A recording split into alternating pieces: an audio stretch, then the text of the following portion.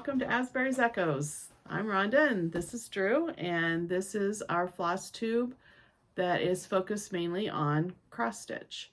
Sometimes I will throw in something here and there that I like to dabble in, and sometimes Drew likes to talk about his cars or whatever else he's into at the moment, because you never know what he's gonna have to show, right? Right.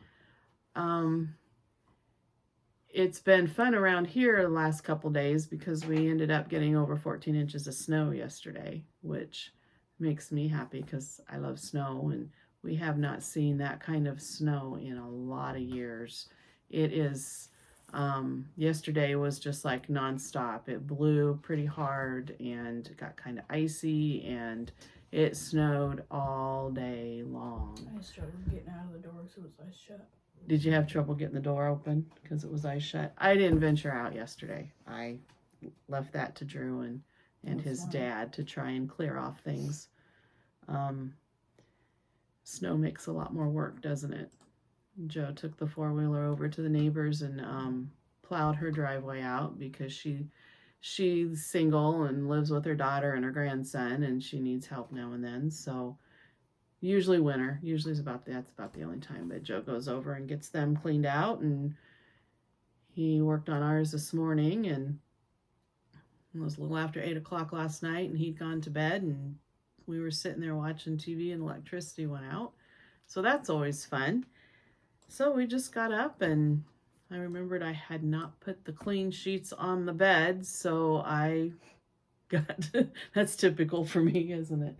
I lit my kerosene lantern and went back to the bedroom and did something I'd never done before. I made my bed by kerosene light.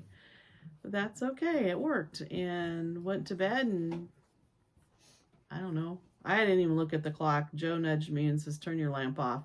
So apparently I had turned my lamp on, forgetting that the electricity was not on, and forgot to turn it off. So it came back on in the middle of the night. I have no idea what time it was. I know others in the area, they were out of electricity too. So that's always fun.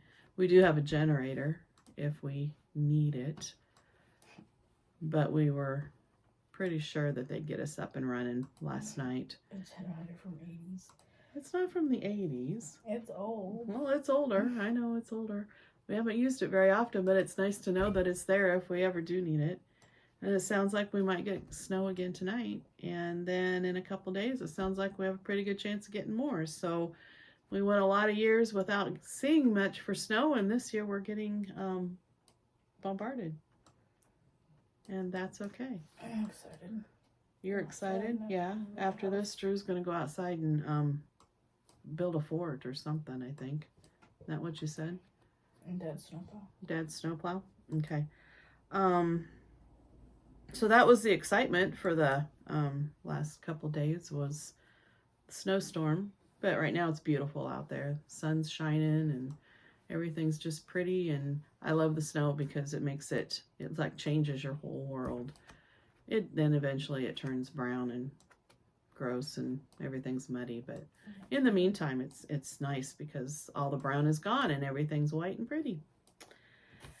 So I have not stitched a lot since the last Flosstube. It was just last week, so we're actually up and running 2 weeks in a row, which is pretty cool. I did do some sewing on the sewing machine. My daughter had asked me if I could make bookmarks. She found a pattern for bookmarks and wanted me to see if I could figure them out. So I managed to do that, and those were kind of fun. They're just so simple. You just use scrap pieces of fabric. I'm not the best sewer in the world. My sewing lacks, but I try. So they're kind of fun. You just, that was the one I made, and they just fit right on the book corner, so they don't hurt your book, and they're nice and soft, and you close your book up and they don't fall out, and they're kind of fun. So I did make some of those. I think I did that yesterday during the snowstorm. I made one with ballerinas for the granddaughter because she's big into dance right now. And footballs for the grandson. He loves to read and he loves to play football. So that worked for that. I happen to have the scraps of fabric because for Christmas I made them reading pillows, which was kind of fun. You make a great big pillow with a big pocket on the side of it and a handle so they can put their book in their pocket and carry their pillow to wherever it is they want to go, and they can lay down and read. Little Miss Bea is not into books at the moment, but she liked the pillow anyway. Use it as a pillow. Huh?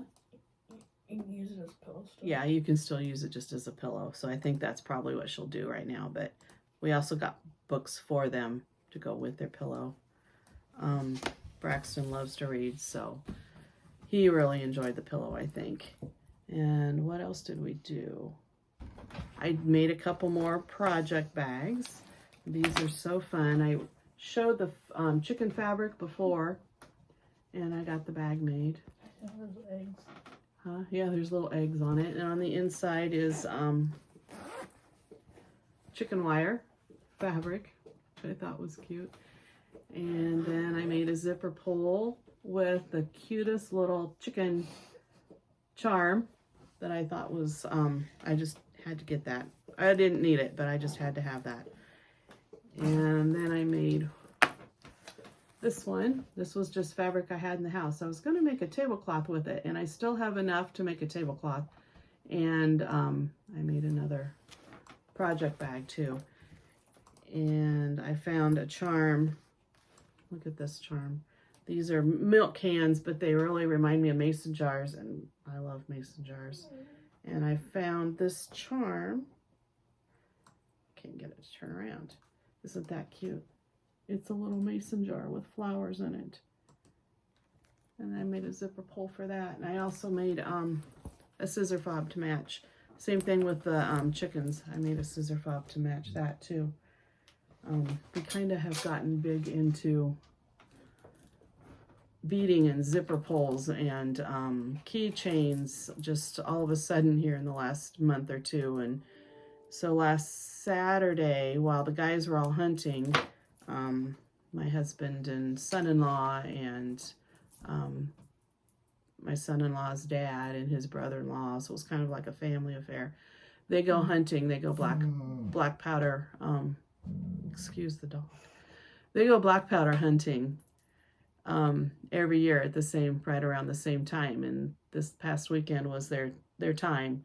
So while they were gone, my daughter and my granddaughter came over, and we spent the whole entire day making zipper pulls and scissor fobs and keychains. And Bea is 6, and she had a blast. She was funny. She never got tired of it. She spent the whole entire day making them. And while I was digging around the house looking for beads, because I knew I had beads somewhere in this house from the older kids. I have all kinds of stuff around here. I just have to dig to find them. But while I was digging, I discovered some old craft supplies that were my aunt's. My dad's twin sister passed away just a few years ago, and she was an avid crafter. She, I take after her, I think, a lot, because my goodness, she was always crafting. She could crochet, she could knit, she wasn't much of a sewer. My grandma sewed, her mom, but my grandma, I can't ever remember. My grandma crocheted and sewed. Aunt Connie was more into knitting. She did a lot of knitting and crafty things. But anyway, as I was digging around, I came across these, I can't remember what they were called, but I discovered they're called tri-beads. And this dates me so much, I know, but I had forgotten all about them, but they reminded me so much of Grandma and so much of Aunt Connie. And they are these little beads. I think they're called tri-beads. They've got 3 little sides to them. And they just fit together. And they're just fun. They're just fun to put together. And so I made a couple of scissor fobs out of these. Doesn't that color date me? I mean, my goodness, it's green and yellow. 70s. And I put 70s, and I put some orange in there. She didn't have a lot of them in this little package that I found. And this is the other one I made, and it's turquoise and pink, and there's some white in there. I don't think you can really see them. But they're so fun. They're just fun. So I got online, and Amazon actually has them. So I ordered a bag because Bea saw them, and she wanted to make some because she thought they were fun. So I've got some of those coming. So we can make more, because I guess you can never have too many scissor fobs or zipper pulls. She was going to put one on her school backpack. She was going to put one on her dance bag. She had all kinds of fun things she was going to do with them. And then she made she made one for her grandma, my mom. She made one for her grandma, or my mom would be her great-grandma. She made one for her grandma on the other side of the family and for her great-grandma on the other side of the family. So I'm sure they were thrilled to see them when they got them, because she had quite the bead assortment on hers. So that's what we've been doing a lot of, isn't it? While he's over here on his computer again. And then we had Mom and Dad over Saturday night, and I'm a little nostalgic right now. I don't know why. But Dad was asking me if I could look something up for him. His grandfather, my great-grandpa Ward, was born in a sod hut, which I've always thought that was fascinating. Dad has an actual, he's got a big framed certificate stating, it's got a picture of a house, sod house on it, and that Grandpa was born in a sod house. And Dad was asking me to look something up because Iowa Public Television had done an episode on sod house living, and I couldn't find that. But while I was doing some scrolling, I came across and found an old letter that my great-grandfather had written. And it's just, I find it fascinating because it says he had seen an ad in Capper Weekly, the old magazine, the Capper Weekly, on sod houses. And he says, "Mr. Kerr, I saw in Capper's Weekly about your sod house deal. I guess I could be a member of your Sons and Daughters of the Soddies, Inc. I was born October 30th, 1889 in a sod house in Phillips County, about 15 miles south of Phillipsburg, Kansas.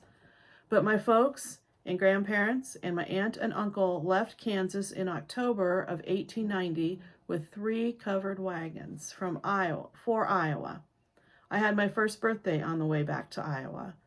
I was back to Kansas in 1904 when I was 13 years and saw the sod house I was born in, but haven't been back since." It says Earl Ward, Richland, Iowa, Rural Route number 1. He wrote that in August of 1964. You know, you read the history, you hear about the history, and you know all the history, but then when you read that in your own grandfather's own hands that he actually traveled in a covered wagon from Kansas to Iowa. He was born in a sod hut, that my great-great-grandparents lived in a sod house. I don't know. I just thought it was really fun. It was interesting, and Dad was thrilled to get the letter. So I printed off a letter for him, and I printed off a letter for myself, and I've got a cousin on my dad's side who's big into history, and he has researched and has just all kinds of fun stuff. He hadn't seen this, so I thought that was kind of interesting too. But I can't imagine living in a sod hut. And they had to do the sod huts because there were no trees. Can't build a house if you don't have trees, so they figured out how to build one out of dirt. So anyway, that's enough of that. I have done a little bit of stitching, and I have one fully finished, and I showed this last week, but it wasn't framed. It's not wanting to stick. I need to learn how to lace so I can get some of my stuff to look better. But so I got winter framed, and this was the frame that my sister-in-law had made, and sent or given to me. And I sat down and designed this picture because here it was winter. It's been winter and we hadn't had any snow. And so I thought, oh, you know what? I'm just going to come up with a winter scene and stitch a winter scene since we don't have any snow to enjoy. Got that finished and we got snow. Make another one. Lots and lots of snow. Well, I did. I sat down last night and started a new design. I had no intentions of doing any more winter scenes, snowman, but I did start a snowman last night. So we'll see if I can get him stitched and get him out there. So that was my fully finished. I do have one, actually I've got more fully finished, but I think I'll show my whip. I only have one right now because that's pretty normal for me. I usually only stitch one at a time. Pretty monogamous stitcher. I showed last week and I don't remember how far I was, but this is my stitch that I'm working on right now when I'm not doing patterns. And this is called Deeds of Kindness, and it's a heartstring samplery designed by Beth Twist. It's been really fun. It's really quick. Sorry about the glare. I always put my patterns in these protectors. It just works better for me that way. I'm not sure how far I had gotten. I know I didn't have the border done last time because I got the border done and it didn't meet, and I'm not quite sure. I can't figure out what I did wrong, so I'm going to keep working on that. See if I can figure that out. And I'm stitching it on Vintage Country Mocha. And I think it called for, I don't remember what it called for. This is not the linen that was called for. Let me see.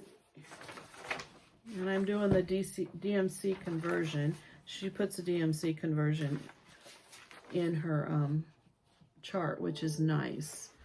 Okay, it called for, picture this, plus 28 count doubloon. I think this is 28 count. I'm pretty sure it is. But it's Vintage Country Mocha. And like I said, I'm doing, it's 1/2. And I'm doing the called for DMCs, except for the border.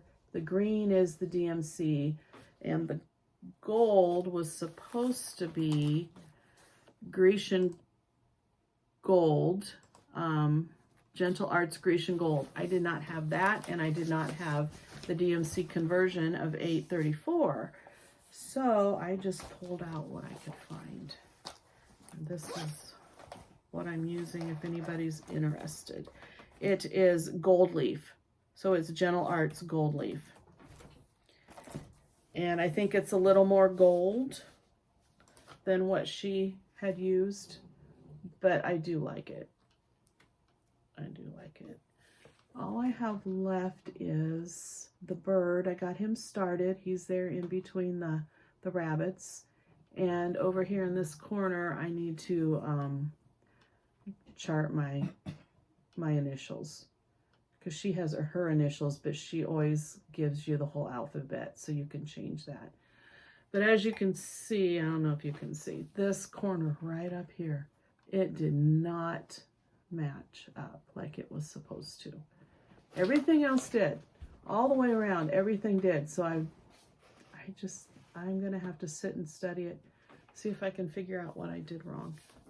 If I can't figure it out, I will probably just leave it, because I don't think anybody's going to notice. But if I can figure it out and it's not a big deal, I'll probably pull it out and see what I can get. See if I can get it to be right. Usually I leave it, but for some reason this one, it bugs me. I don't think anybody else will see it, but I will. So, and this was something else I was going to show that I forgot about with my project bags. I've never used project bags, really. I've never really had them until I figured out how to make one of my own. And I followed Cindy's Adventures in Stitching. Her Flosstube is where I got the instructions. She was very easy to follow, and it's a very simple thing, which I need because, like I said, I'm not very good with a sewing machine. But I want to keep my projects in there. So like each one that I design that I'm stitching on that I need to finish or whatever. And we go a lot. So if we're going to run down to Atomo for groceries, Joe always usually goes with. So he drives, I stitch. And I want to be able to just grab a bag and know that there's something in there for me to work on. And I found these little canvas simple bags at Hobby Lobby for 99 cents a piece. And they're sturdy. And so I'm going to keep in them one of these. I want to have a spare needle or two and a couple of pins because you never know when you'll need them. I'm going to put, these are from Hobby Lobby, and these are magnetic. And I'm going to put a needle minder, have a needle minder in each one, needles in each one, scissors. So this scissor fob, this isn't normal for me, but this scissor fob matches the zipper pull on the bag with the little owl and the colors, and I won't always be able to do that, but it was kind of fun to have them matching once in a while. And then this, I will have a pair of scissors and a pencil and the necessities, and then I can keep my floss in there too, so that it's all in my little bag, in my project bag, with the rest of the project. So that's the plan. I'm not normally organized at all, so I'm working on it. I'm trying. I'm going to see if that works. And we also are going to be heading to Florida, aren't we? Mm-hmm. Not this weekend, but the following weekend. I think we're going on the following Saturday. My husband doesn't travel much for work anymore, but he does have to go to Florida once in a great while, and he goes to South Carolina once in a great while.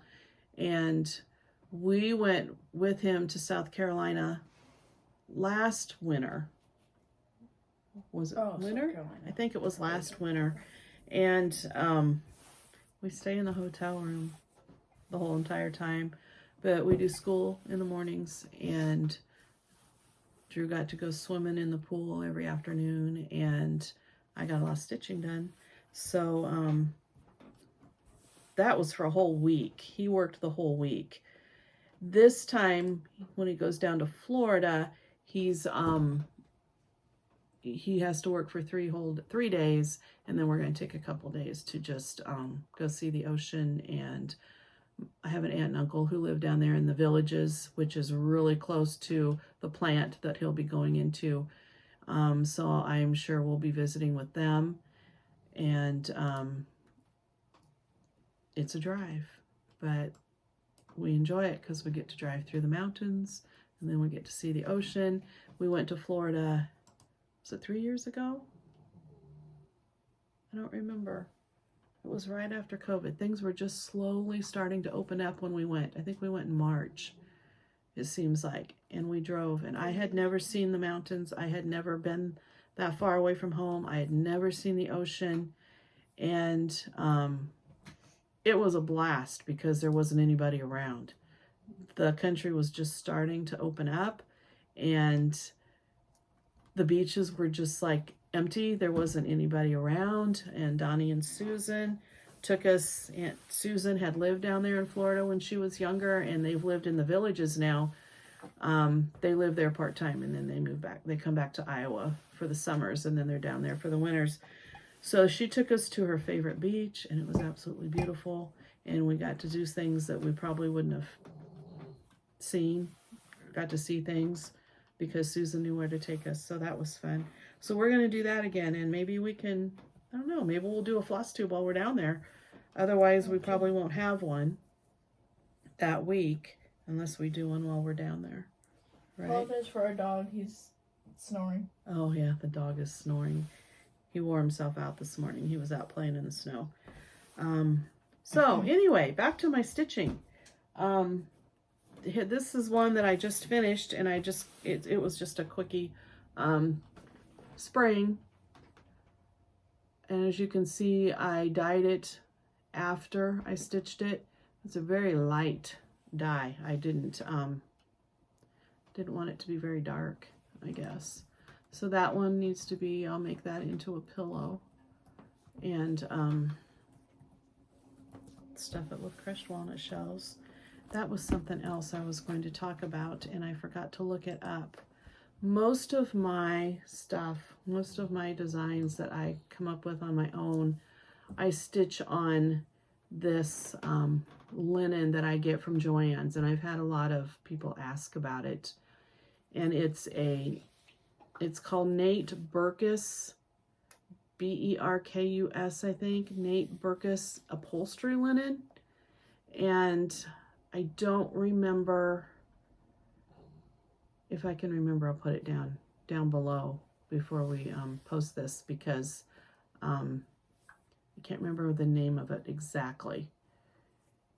It's Nate Berkus upholstery linen. So it's really not made for stitching, but I love it. It's got all the little imperfections. I don't know if you can see in there. It's got all the nubbies and imperfections, and it comes, this is the color it comes in, and then it dyes. I love the way it dyes. Sometimes I will dye it before I stitch, and a lot of times I'll dye it quite a bit darker than this, and it will give me some mottled look to it. Sometimes then I will dye it again after stitch. Sometimes I don't dye it and stitch and then dye. And the reason why I did that on this one is simply because I don't have any dyed right now, and I need to get that done. But I am a little frustrated because I ordered a bunch of it when they had it on sale over Black Friday, and then they contacted me and told me that they had sold it to too many people, and so I wasn't going to be able to get any. So I ordered it again here just recently, and I ordered that, and I ordered some beads because I needed like $5 more so I could get free shipping. And the beads came, but the fabric hasn't come, so I'm not very happy.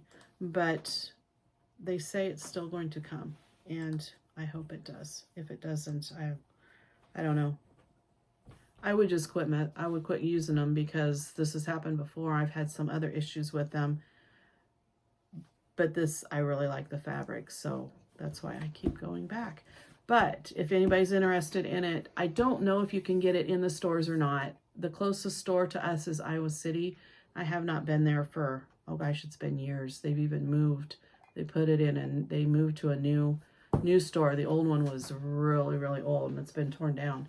But I haven't been to it. It's on the other side of town now, and we don't go to Iowa City that often. When we do, it's to Coralville, not really Iowa City anymore. So I don't know if you can get it in the stores, but if you can, that would be great. It is a little pricey, I will say. That's why I wait till it's on sale and get it, and then I stock up. And let's see, what else have I done? I am all over the place today, I'm sorry. I decided to start this, the Book of Days. I am not organized. I know I've said that numerous times. I am not.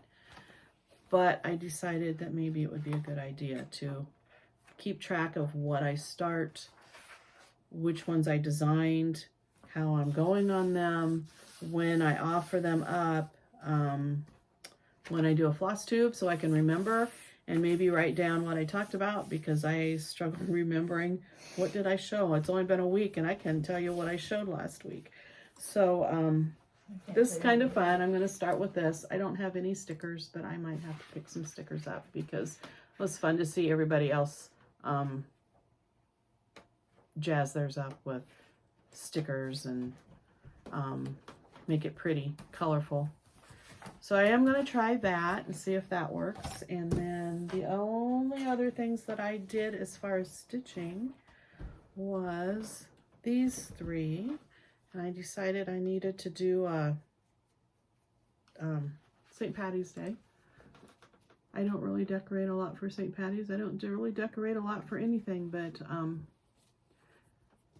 I'll set this one out. It's called Happy St. Patty's.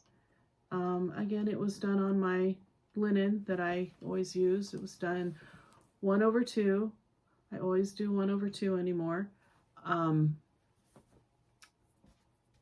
was I going to say? Oh, this trim came from Purple Paper Mountain. She's on Etsy. And she has wonderful trims. She's very fast shipping. I know I talk about her, I think, every day now, or every time now. But it's when you find a store that you really like, you tend to keep going back. And so that's that one. Happy St. Patty's. And I did just post these this morning on Etsy, so if you are interested, and if not, I understand. And this one is Easter Blessings. I've done a Christmas Blessings, and I did a New Year's Blessings, and so I sat down and did this Easter Blessings. Again, it's on the same, I think it is. Yeah, it's on the same linen. And the trim, again, came from Purple Paper Mountain. It's more of it's a dark blue. It's real thin, where this one here is it's fluffy and it sticks out a lot. This one is it's very tight to the pillow. I don't know if you can see it. And I put homespun fabric on the back, and I have not finished it. I need to cover that up with some wool and put the name of it and my name and the year that I stitched it. So there's that one, Easter Blessings, with my little sheep. You see a lot of sheep with what I do. And then this one is done on vintage mocha, a big old piece of that. This is He Is Risen, and no trim. This one's just very plain. I put the same homespun. I tend to just use the same homespun because it pretty much goes with everything. And that's that one. This one, they're all stuffed with crushed walnut shells. And this one is blues. The trim is done in a blue, and the words are done in a blue, and then the cross is in a, I don't know if it's, I don't remember, 610 possibly. I don't remember. But that is, that's all I have done for stitching. And some weeks I get a lot done. Some weeks I don't get so much. I don't think I'll be getting much done now because we'll be packing up and getting ready to go to Florida and dealing with snow and all that fun stuff. But did you have anything? No. You didn't have anything at all? Okay. He's gonna go out and play in the snow. So thank you for watching. Thank you for all those that keep coming back. Thank you for all the new subscribers. Don't forget to hit like, and don't forget to subscribe if you like what you see. Turn notifications on. Turn notifications on, Drew says. The bell. Okay, that's a new one. The bell. Click the bell. That's right. Hit the bell. I'm hoping to get caught up on Flosstubes on our way down to Florida and on our way back, and maybe while we're down there too, because I haven't had a chance really to sit down and watch a lot of Flosstube. But Joe's been home a lot through the holidays, and so I don't tend to. Usually I put them on my computer, and I'll be here in the kitchen fixing supper or doing something, and I'll have him on and I can watch while I'm working. But when he's home, I tend not to do that so much. So I plan on getting caught up on all of that. And thank you for watching. Stay warm, stay safe, and we'll see you next time.